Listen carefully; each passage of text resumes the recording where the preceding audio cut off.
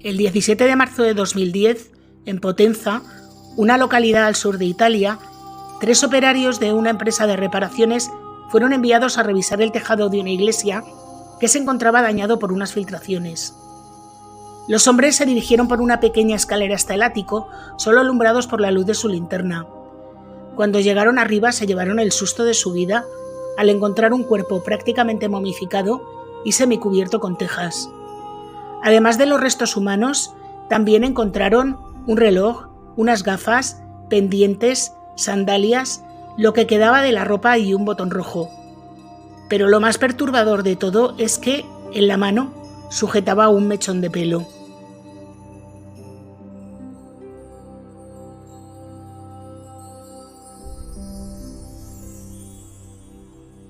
Hola a todos, yo soy Julia y hoy os traigo un caso que comenzó en el año 1993, pero se prolongó durante muchísimos años e involucró a la policía de Italia y Reino Unido en una investigación complicada, pero llena de errores, imprecisiones y un exceso de celo tan grande que levantó ampollas especialmente en Italia, donde mucha gente sigue pensando que las más altas esferas políticas y eclesiásticas fueron responsables de encubrir al autor de los hechos.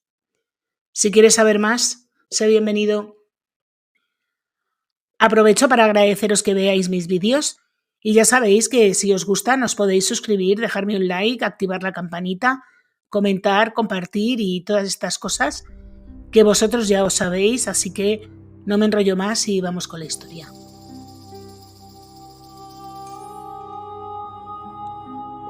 Nuestra historia comienza, como os he dicho al comienzo del vídeo, el 17 de marzo del año 2010, cuando los trabajadores de una empresa de reparaciones encontraron en el ático de una iglesia del centro de Potenza el cuerpo sin vida de Elisa Claps, una joven de 16 años que desapareció el 12 de septiembre de 1993 tras haber quedado con un amigo en la iglesia de la Santísima Trinidad.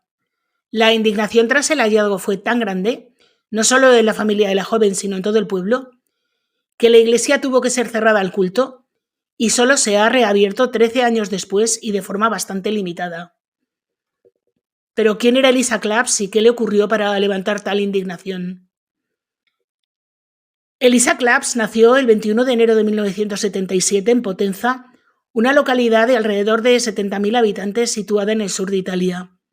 Era hija de Antonio, un vigilante de seguridad, y de Filomena y Emma, empleada del registro de la propiedad. Elisa tenía 2 hermanos mayores, Hermenegildo, al que todos llaman Gildo, y Luciano.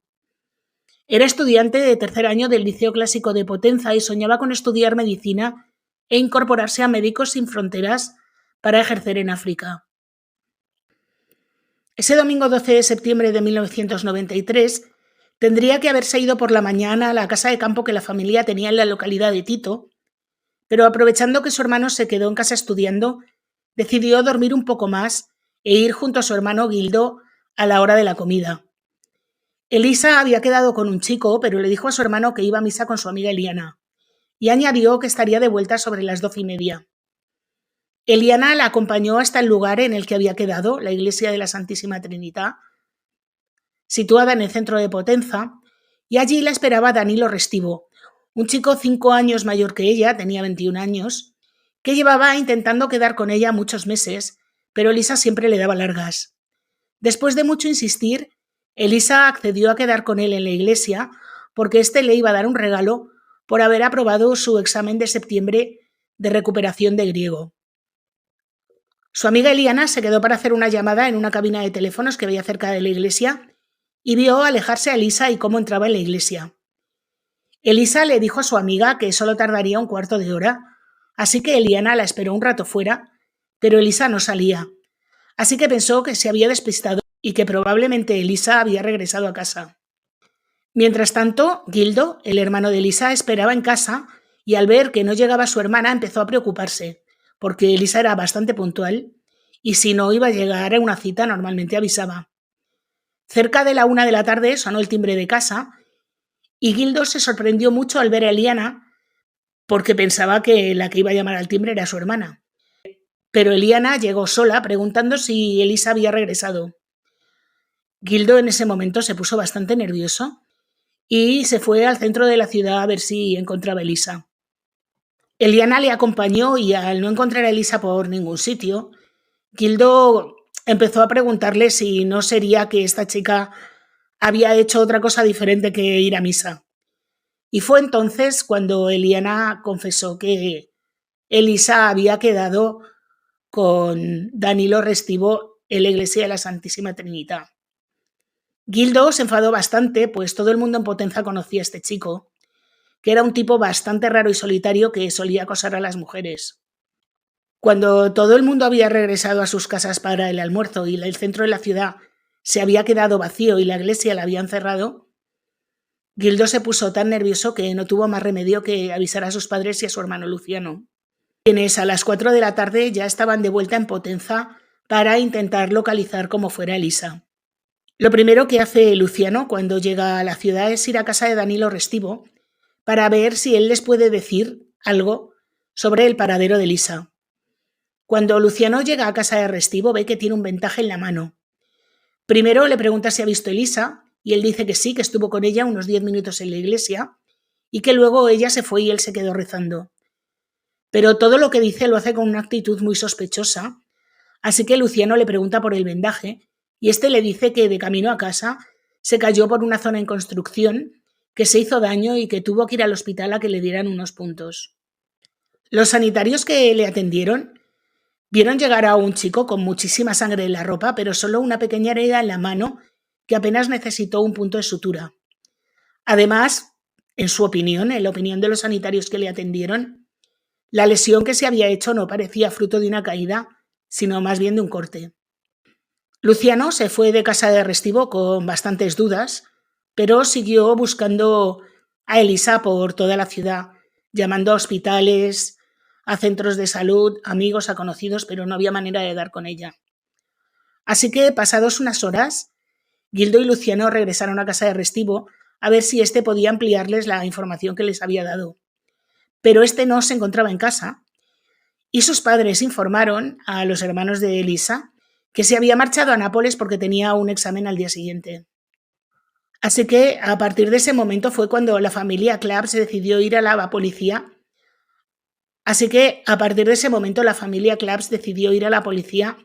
A poner una denuncia por la desaparición de Elisa. Sin embargo, la policía les dijo que era una adolescente y que probablemente regresaría. Ellos estaban convencidos de que esto era imposible, así que insistieron, además de mencionar la sospechosa actitud de Restivo y el hecho de que se hubiera ido a Nápoles. Y pidieron a la policía que hablara con él, pero la policía no solo ignoró su solicitud, sino que les dijo que esperaran 24 horas para poner la denuncia. Gildo intentó que le abrieran la iglesia de la Santísima Trinidad, pero el párroco don Mimi Sabía estaba de vacaciones y no pudo entrar en las zonas privadas, solamente lo que era la zona de culto, porque el párroco se había llevado la llave de estas zonas privadas con él. Danilo regresó de sus exámenes unos días después y fue entonces cuando fue interrogado por primera vez por la policía, que claro, como Elisa ya llevaba unos días desaparecida, decidió que tenía que ponerse a investigar un poco. Danilo le contó a los investigadores que solo habló con Elisa unos minutos para pedirle consejo sobre cómo comportarse con una amiga en común de la que se había enamorado. También dijo que Elisa le había confesado que tenía miedo a causa de un individuo que le había molestado al entrar en la iglesia. Después de eso, según el relato de Restivo, Elisa se fue y él se quedó rezando. No hizo en ningún momento mención alguna al supuesto regalo. Después de su declaración y de ser la última persona que vio con vida a Elisa, Restivo se volvió a su casa tan felizmente. Pero ¿quién era Danilo Restivo para tener a la familia tan indignada? Danilo Restivo era un joven de 21 años originario de Erice, Sicilia, que se había mudado con su familia a Potenza cuando era niño, donde su padre, Mauricio, había asumido el papel de director de la Biblioteca Nacional de Potenza. Este era un cargo de mucho prestigio e influencia en la ciudad, y este dato es muy importante en el posterior desarrollo de los acontecimientos. Según dicen, Mauricio, el padre de Danilo, tenía capacidad política y económica para influir en la Iglesia, la justicia y el resto de instituciones públicas de la zona.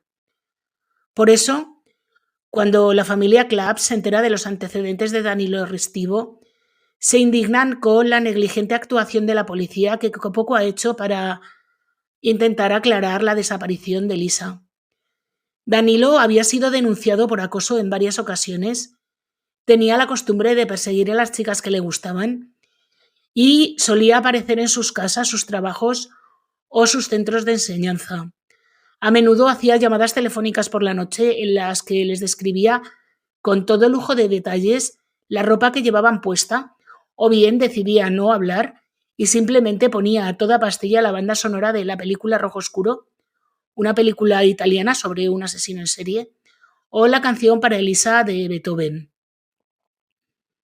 Por si esto fuera poco, Restivo tenía una parafilia con el pelo largo y negro y había sido denunciado por cortar a escondidas mechones de cabello de las jóvenes con unas tijeras que llevaba siempre consigo. Algunos conocidos explicaron que Restivo intentaba conseguir citas con chicas a cambio de regalos y que cuando éstas le rechazaban se volvía agresivo y violento. Sin embargo, la policía no creía que Restivo tuviera nada que ver, así que no le hicieron mucho caso, y por si esto fuera poco, el párroco de la iglesia de la Santísima Trinidad, Mimi Sabía, se negó rotundamente a que su iglesia fuera registrada e incluso impidió el acceso a la familia de Lisa y al perito que ellos habían contratado. Esto me parece increíble. Y la policía tampoco puso mucho de su parte porque estaban convencidos de que Lisa se había marchado por voluntad propia y para hacerla volver le pidió a la familia que hiciera un llamamiento a través de la televisión. Así fue como comenzó a recibirse información de gente que supuestamente le había visto o entre ellos hubo algunos que aseguraron que se había subido a un Fiat Uno blanco. Otros dijeron que la tarde de su desaparición la habían visto en una moto con su amiga Eliana. Este testigo, que dice que la vio en la moto con Eliana, incluso describió con precisión la ropa que llevaba puesta. Sin embargo, Eliana negó haber usado la moto ese día, pero lo que realmente la puso en el centro de la investigación fue una llamada de teléfono anónima informando que Lisa había huido a Roma.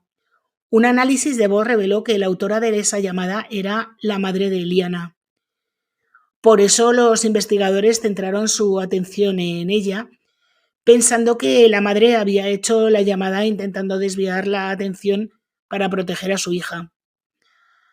A raíz de esto, Eliana, que solo tenía 15 años, empezó a ser acosada por la prensa italiana y la policía le imputó un delito de falso testimonio. A pesar de ello, la dejaron en libertad a la espera de juicio. Y con respecto a la información del Fiat Uno, en esta línea de investigación se involucró a una supuesta mafia de inmigrantes albaneses. En Italia, cuando pasaba algo, siempre eran los albaneses. No sé si sigue siendo así, pero antes lo era. Una amiga de Lisa, Angélica, aseguró haber visto a un joven albanés conocido de Lisa la mañana de su desaparición por la zona donde estaba Lisa. Este chico tenía un Fiat Uno blanco, el mismo modelo que algunos testigos aseguraban que era en el que se había subido Lisa. Y lo que más hizo sospechar a la policía fue que cuando encontraron el diario de Lisa, le faltaban unas hojas y en una página en blanco quedaron impresas. Sobre estas páginas se habían arrancado y en las que habían quedado dentro del diario descubrieron que había como unas palabras escritas en albanés. Este joven albanés fue interrogado sin abogado, cosa que me parece, en fin. Y el chico, que debía tener bastante miedo, mintió diciendo que nunca había salido de casa ese día. Sin embargo, muchas personas le situaron en la escena del crimen durante las horas en las que desapareció Lisa, con lo cual la policía también le consideró bastante sospechoso. En diciembre del año 1993 fue arrestado y acusado de falso testimonio, aunque realmente no tenían ninguna prueba en su contra. Mientras tanto, la familia Claps insistía en que esta gente era completamente inocente y que el culpable era Danilo Restivo. Y acusaban además al sacerdote Mimi Sabía de obstaculizar la investigación. No solo impidió que se registrara la zona privada de la iglesia, sino que incluso impidió que se colocara una caja de información anónima en el templo cuando el resto de iglesias de la zona habían aceptado hacerlo. Mimi Sabia era el sacerdote de la Santísima Trinidad desde hacía 40 años y tenía una gran influencia en la comunidad. Y sobre él había una sospecha muy extraña porque él dijo que no conocía a Danilo Restivo de nada. Sin embargo, apareció una foto en los medios de comunicación en la que se le veía junto a Danilo celebrando el 18 cumpleaños del joven. Este caso captó la atención de toda Italia y la familia aprovechó cada oportunidad para denunciar públicamente lo que consideraban un encubrimiento. Un año después de que sucedieran los hechos, Danilo Restivo fue llamado nuevamente a declarar y como nada de lo que él contaba se podía corroborar con pruebas, fue arrestado y acusado de falso testimonio. En su juicio, que se celebró en el año 1996, fue condenado a 20 meses de prisión, pero no llegó a entrar en la cárcel. Eliana, en su juicio también por falso testimonio, fue declarada inocente, aunque luego se la declaró culpable en una apelación, y finalmente la Corte Suprema de italiana anuló el fallo y la absolvió. El joven albanés también fue absuelto. Vamos, que el único que fue condenado por falso testimonio fue realmente Danilo Restivo. Pero a pesar de que estaba comprobado que había mentido, la policía no hizo absolutamente nada. Así que, ante la inacción de la policía, la familia Claps contrató a sus propios peritos, que en el año 1994 presentaron un informe en el que explicaban con pruebas que estaban convencidos de que Elisa había fallecido y su cuerpo estaba oculto en algún lugar de Potenza. Sin embargo, la magistrada encargada del caso, que se llamaba Felicia Genovese, desestimó el informe. Los Claps entonces, con la ayuda de un sacerdote que se llamaba Marcello Cozzi, que dirigía una organización llamada Libera dedicada a luchar contra las mafias y la corrupción policial, jurídica y política, decidió denunciar a la magistrada Felicia Genovese por el intencionado mal manejo de la investigación. Incluso se rumoreaba que había recibido dinero por parte del padre de Restivo. Tiempo después de esta denuncia, un testigo arrepentido señaló a varios magistrados, incluida Genovese, por entorpecer investigaciones y ocultar evidencias para favorecer amigos a cambio de dinero.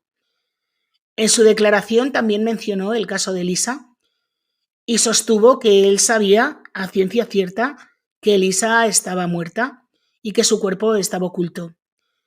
Sin embargo, la investigación contra estos magistrados no prosperó, pero tuvo una consecuencia positiva y es que el caso fue trasladado a la zona de Salerno, donde una nueva magistrada asumió la causa y decidió empezar desde cero con las investigaciones, pues pensaba que todo lo que se había hecho anteriormente se había hecho mal. Sin embargo, ninguna de estas nuevas pesquisas sirvió absolutamente para nada.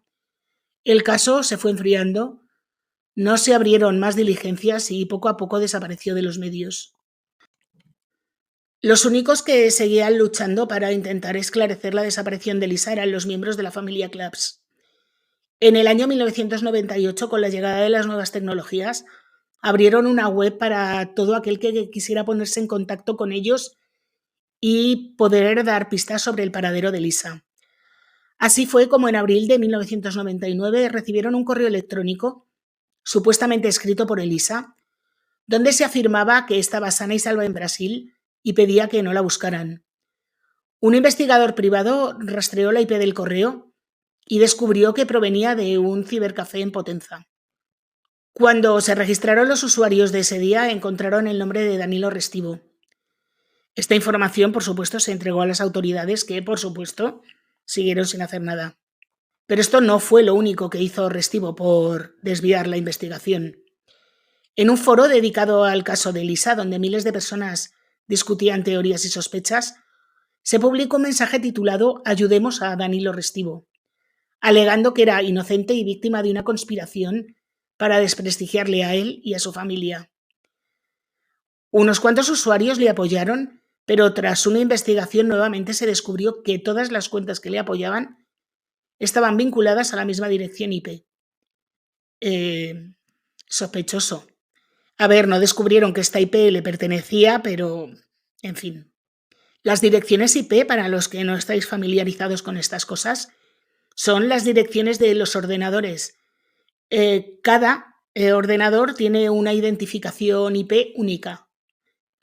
Digamos que es como la huella dactilar, el ADN del ordenador.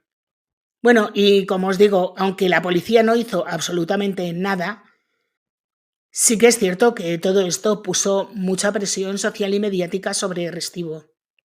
Tanto es así que en el año 2002 la familia de Restivo se fue a vivir a Roma y Danilo a Reino Unido. Se fue a Reino Unido porque había iniciado una relación con una mujer italiana que vivía allí, llamada Fiamma, concretamente a la localidad de Bournemouth en Inglaterra. Antes de marcharse a Inglaterra se sometió a una tiroidectomía, una cirugía que le dañó las cuerdas vocales, por lo que hablaba de una forma un poco extraña. Desarrolló fotofobia, por lo que sus ojos manifestaron una proptosis, es decir, que los tenía así como más abultados de lo normal. Así que imaginaros, entre lo raro que era ya de por sí, que hablaba extraño y los ojos para afuera, pues si antes tenía problemas para relacionarse con la gente, a raíz de esto ya la cosa fue un auténtico delirio. Y con el traslado de Danilo Restivo a Inglaterra comienza el capítulo 2 de nuestra historia.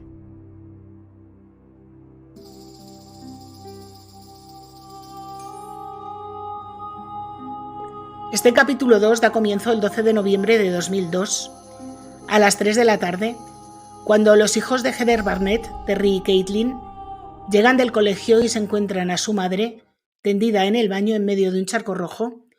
Le habían separado los senos del cuerpo y colocados a ambos lados de la cabeza. También le habían cortado el sujetador por la parte frontal y la habían arrastrado por toda la casa.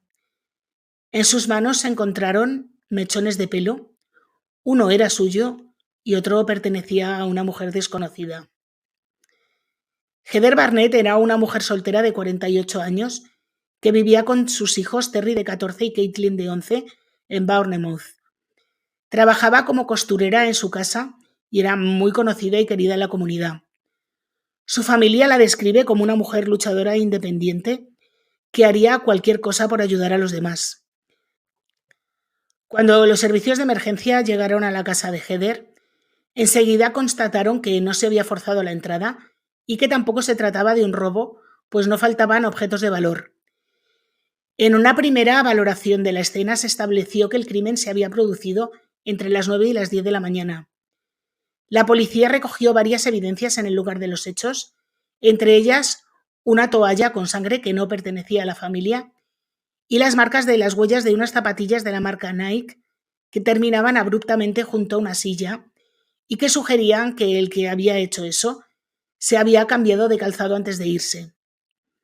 Cuando los hijos de Heather fueron interrogados, recordaron que su madre les había hecho una copia de la llave de casa y que ésta había desaparecido el 6 de noviembre tras la visita de un vecino que le había encargado a su madre unas cortinas y que este hecho había obligado a cambiar las cerraduras. Este vecino no era otro que Danilo Restivo.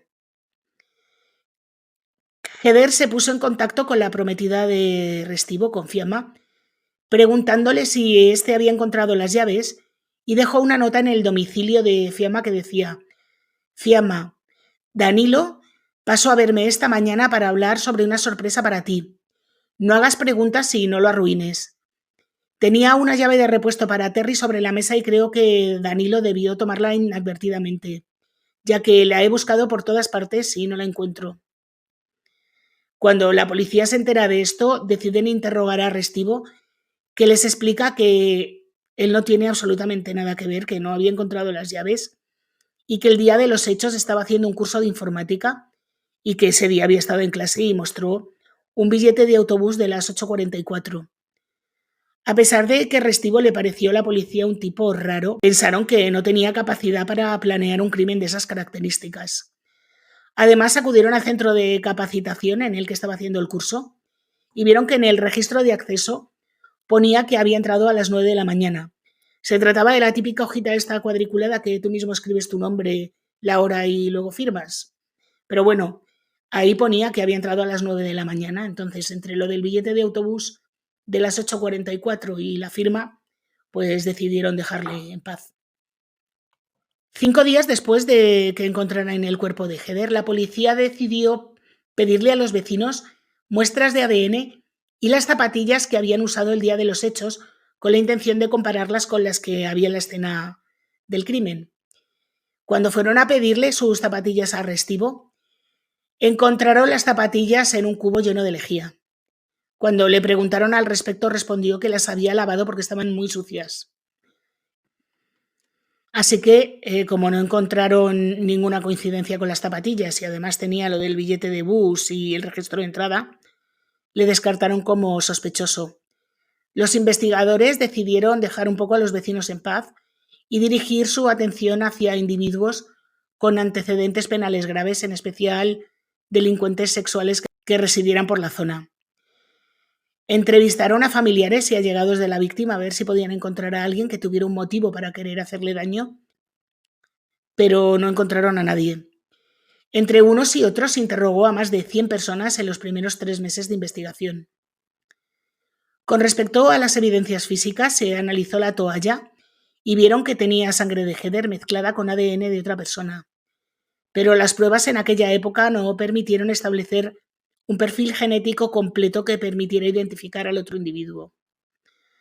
A pesar de sus esfuerzos, los investigadores no lograban encontrar pistas que los llevaran hasta el que había cometido los hechos. Incluso se ofreció una recompensa, pero sin resultados. Pasaban las semanas y no encontraban ningún dato del que tirar, así que decidieron reexaminar otra vez todas las pruebas a ver si encontraban algo, y fue entonces cuando encuentran los antecedentes de Restivo en Italia. Descubren que era el principal sospechoso de la desaparición de Lisa Claps y a partir de ese momento, evidentemente, Restivo pasó a ser el principal sospechoso de la muerte de Heather. Fue entonces cuando revisan el billete de bus y se dan cuenta que eso no es una prueba sólida, porque podía haberse subido en una parada y bajarse en la siguiente. Y lo que es peor, al revisar concienzudamente el registro de entrada, vieron que parecía modificado para convertir una hora que ponía 10 y 28 en un 900. No sé cómo hicieron esto porque es que realmente no se parecen en nada, pero bueno, así es. Sin embargo, lo que hizo que los investigadores estuvieran seguros de que Restivo era el culpable fue una grabación en la que se veía el coche de Heather regresando a su casa tras dejar a sus hijos a las 9:30 en el colegio. A las 10:15 se observaba a un hombre encapuchado caminando rápidamente desde la calle en la que estaba la casa de Heather en dirección a la parada del autobús. La mala calidad de la grabación impedía una identificación precisa, pero lo que habían visto coincidía con la hipótesis que tenía la policía de que Danilo se había bajado del autobús a la parada siguiente, había vuelto caminando hasta casa de Heather, la había esperado, había acabado con ella y después de eso se había marchado nuevamente al autobús e ido al centro de capacitación. Como las pruebas seguían siendo circunstanciales, decidieron poner a Restivo en vigilancia durante las 24 horas. Y paralelamente pidieron a la policía de Potenza información sobre todo lo relacionado con la desaparición de Lisa. Al principio de los seguimientos no detectaron nada extraño, sin embargo, con el tiempo notaron un patrón bastante inquietante.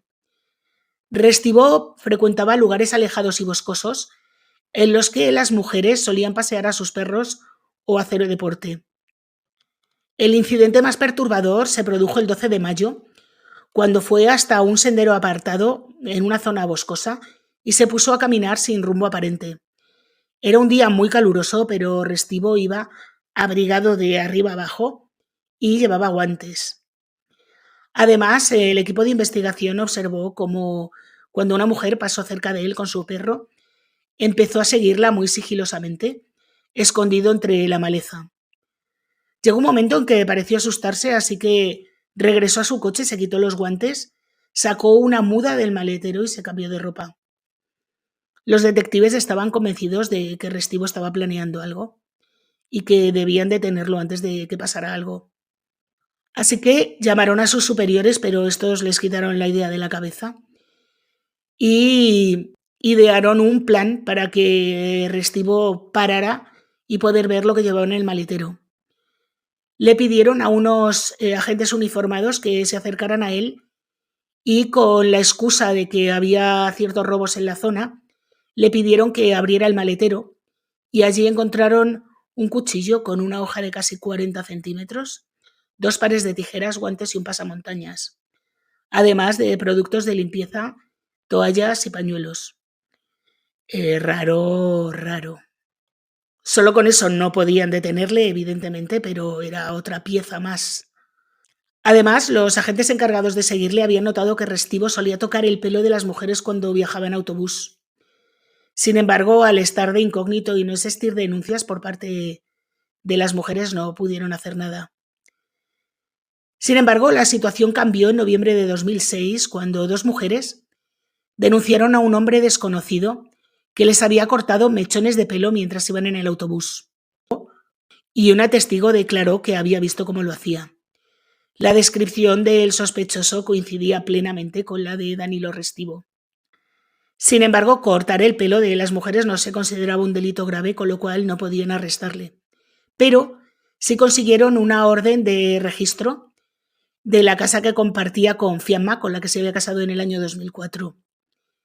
En su interior encontraron un mechón de cabello cuidadosamente escondido, pero no pudieron determinar a quién pertenecía.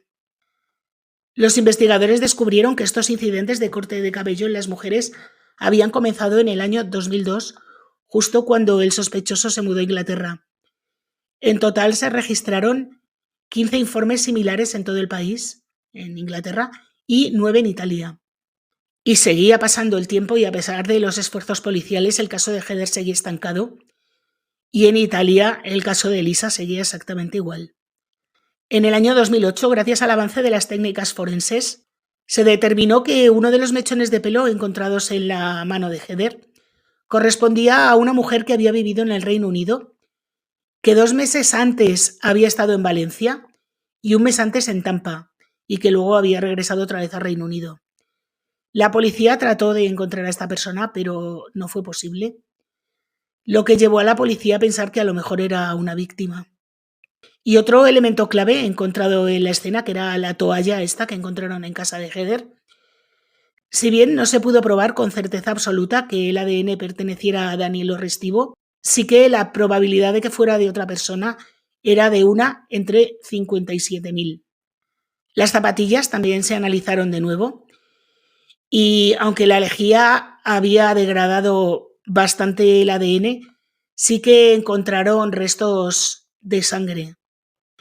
Cuando le preguntaron a Restivo por su ADN en la toalla, respondió tan tranquilo que efectivamente la toalla era suya y que se la había dado a Heather como referencia para elegir el color de las cortinas.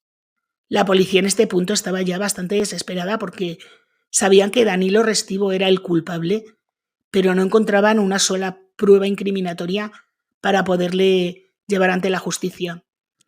Fue entonces cuando, en el año 2010, un inesperado hallazgo cambió completamente el rumbo del caso de Heather. El 17 de marzo de 2010, como os he dicho al principio, unos trabajadores que habían subido al ático de la iglesia de la Santísima Trinidad a ver qué estaba provocando las filtraciones en el tejado, encontró un cuerpo prácticamente momificado y cubierto con tejas. Además de los restos humanos, encontraron un reloj, unas gafas, pendientes, sandalias, lo que quedaba de la ropa y un botón rojo. Rápidamente se identificó el cuerpo encontrado como el de Lisa Claps. Su sujetador había sido cortado en 2, exactamente igual que el de Heather, y se encontraba con los pantalones abiertos, lo que sugería que había sufrido una agresión. Y lo más perturbador es que Elisa tenía un mechón de pelo en la mano. Asimismo, los peritos observaron un agujero en el techo, justo encima del cuerpo, que llevó a los investigadores a sospechar que se había hecho para dispersar el olor. La familia de Elisa estaba convencida de que todo esto había ocurrido porque el nuevo párroco quería que el cuerpo fuera encontrado, que el anterior párroco había ocultado deliberadamente el cuerpo durante años, y con la llegada de este nuevo responsable de la iglesia, el hallazgo del cuerpo se había acelerado. Entre otras cosas, pensaban que esto era así porque en 1996 se hicieron unas obras junto al ático. Tuvieron que pasar unas cuantas veces por él, por lo visto, para hacer las reparaciones, y resulta difícil creer que nadie de todos los trabajadores que estuvieron allí durante un año encontraran el cuerpo. La familia piensa que se retiraron tejas y escombros que estaban encima del cuerpo deliberadamente para exponerlo y que se le encontrara. Aunque la autopsia llevó mucho tiempo y fue complicadísima, ya que el cuerpo estaba prácticamente momificado, se determinó que Lisa perdió la vida a causa de varias heridas de arma blanca, 2 de un cuchillo y una con una tijera. Se sospecha además que las tijeras fueron utilizadas también para cortar el sujetador, el pantalón, el suéter y el resto de la ropa interior. Se cree que primero fue atacada por la espalda, donde se encontraron 3 heridas, y las restantes fueron realizadas cuando ya se encontraba tumbada boca arriba.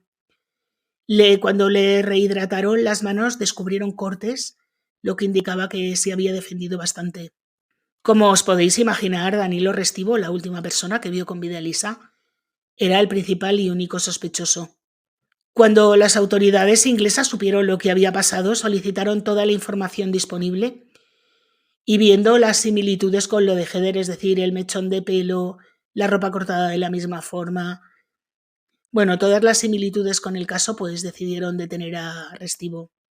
La policía inglesa se adelantó a la italiana porque en Italia Restivo aún no había sido imputado, ya que se esperaban los resultados de un informe que tenía más de 500 páginas. Este informe concluyó que Lisa llegó con vida al ático y allí fue atacada, pero también decía que el ADN encontrado en el jersey de Lisa no correspondía con el de Restivo. Sin embargo, tras una revisión más exhaustiva en marzo de 2011, un año después del hallazgo del cuerpo, se confirmó que el ADN encontrado en el suéter de Lisa sí correspondía a Restivo. El genetista que realizó la primera prueba fue acusado de falsificación y suspendido de empleo y sueldo durante 18 meses. Por lo que respecta al botón rojo encontrado debajo del cuerpo, fue comparado con botones de sotanas y hábitos eclesiásticos, pero no se encontraron resultados concluyentes, a pesar de que los medios tenían sus propias ideas sobre el tema y mucha gente sacó conclusiones cuando se difundió la foto del padre Mimi Sabia con una sotana a la que le faltaba un botón rojo. Qué curioso, ¿eh? Tras todas estas pruebas se emitió una orden de arresto internacional contra Restivo, pero no pudieron extraditarlo debido a que aún tenía que afrontar el juicio en Inglaterra. Tras la detención de Restivo en aquel país, la policía volvió a registrar su casa y allí encontraron lo que se denominó el diario del horror, donde detallaba su obsesión con cortar mechones de pelo, los cuales tenía clasificados por longitud y pegados con cinta adhesiva en un cuaderno. También tenía imágenes de mujeres desaparecidas y fotografías de otras con malformaciones físicas a las que acosaba. El juicio en Inglaterra comenzó en junio de 2011 y en el Restivo se mostró frío y completamente carente de emoción, lo que no fue óbice para que le declararan culpable y le condenaran a cadena perpetua.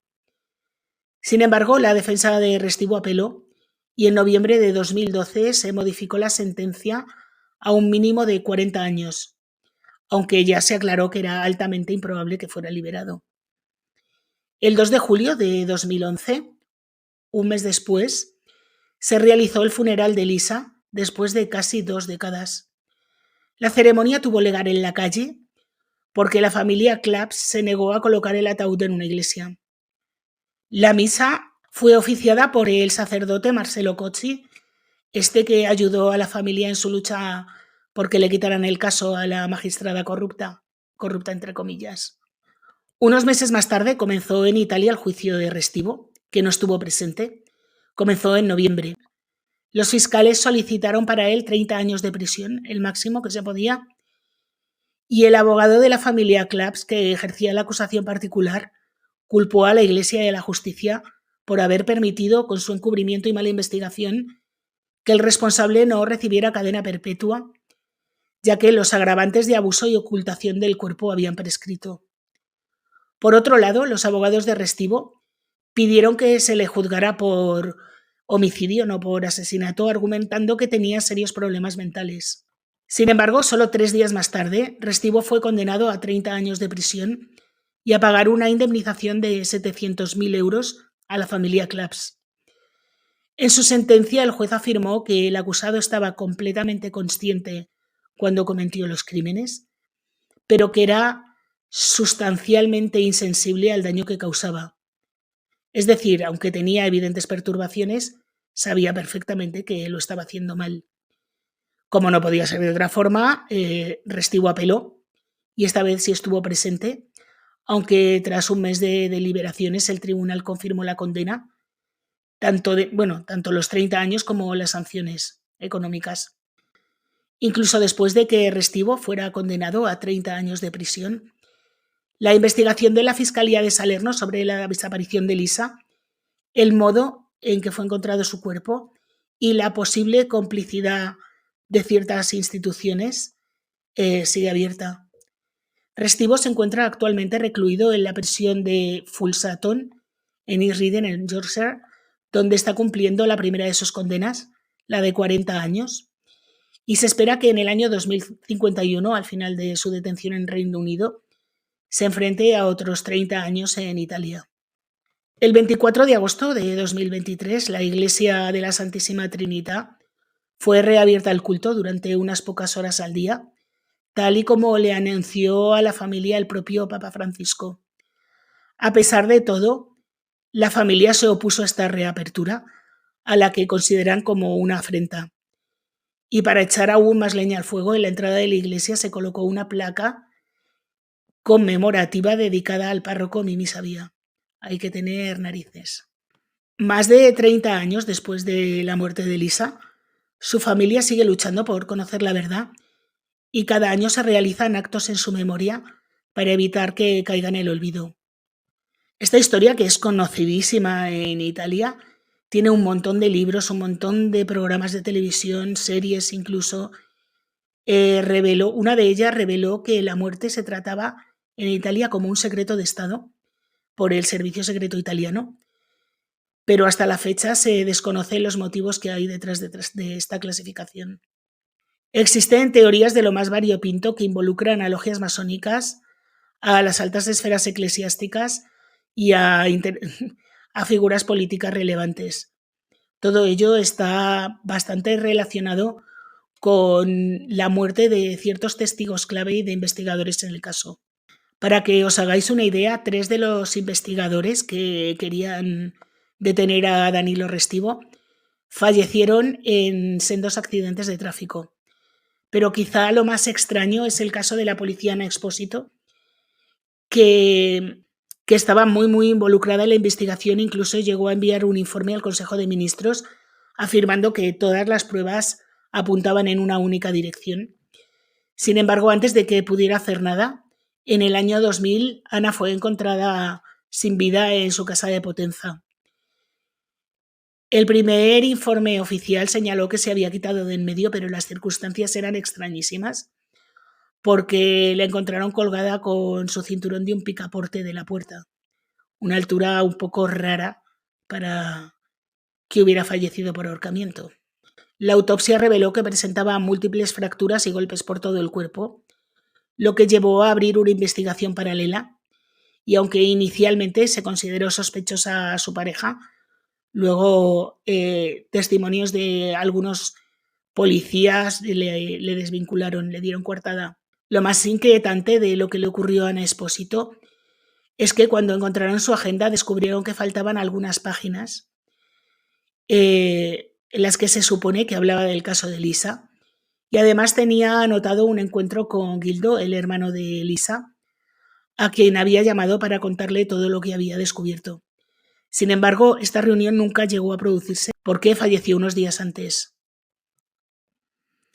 Y ya por último, para cerrar este caso, que es bastante denso, os voy a contar que antes y después de que Restivo fuera acusado y condenado por las muertes de Lisa y Heather, fue sospechoso de estar involucrado en las muertes de 7 mujeres más. Estos crímenes se cometieron en 4 países europeos diferentes: Italia, Reino Unido, España y Francia. Algunos de estos casos están resueltos y tienen a culpables condenados cumpliendo cárcel, pero aún así Restivo fue sospechoso o sigue siéndolo de alguno de ellos.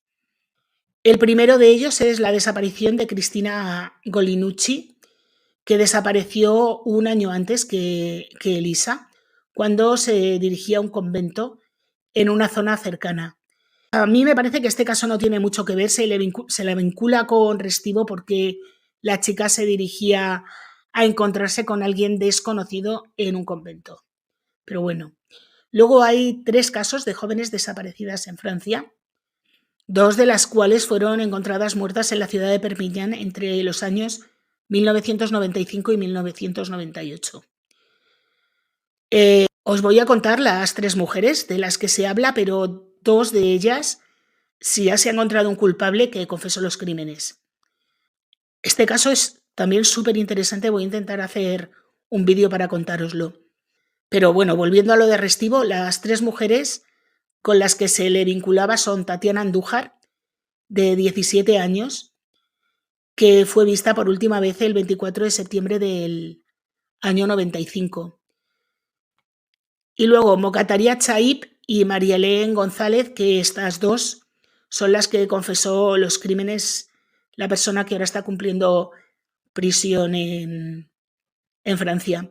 Se le vincula porque en los chats de internet tuvo relación con 2 de ellas y porque se encontraron fotos de las mismas en casa de Restivo.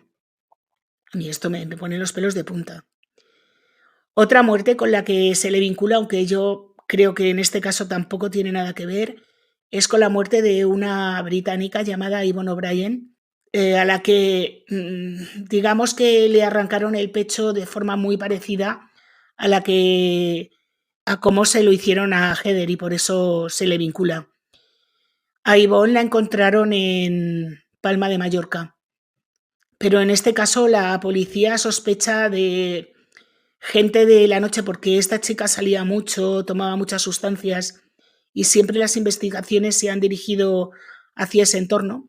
La policía británica lo desvinculó completamente de Restivo, pero bueno, ahí el caso sigue abierto porque no se ha encontrado un culpable. También le vinculan con la desaparición de Erika Arsenin, que es una chica italiana de origen coreano, que desapareció en una localidad situada en la frontera con Francia. Cuando hicieron el registro en casa de Restivo encontraron una foto de esta chica en su ordenador, pero es otro caso que está sin resolver y no se sabe. Y por último, el caso más sospechoso de todos es el caso de Jong Kong-sin, que es una chica coreana de 26 años que vivía en Bournemouth, Inglaterra, en la época en la que Restivo vivía allí también.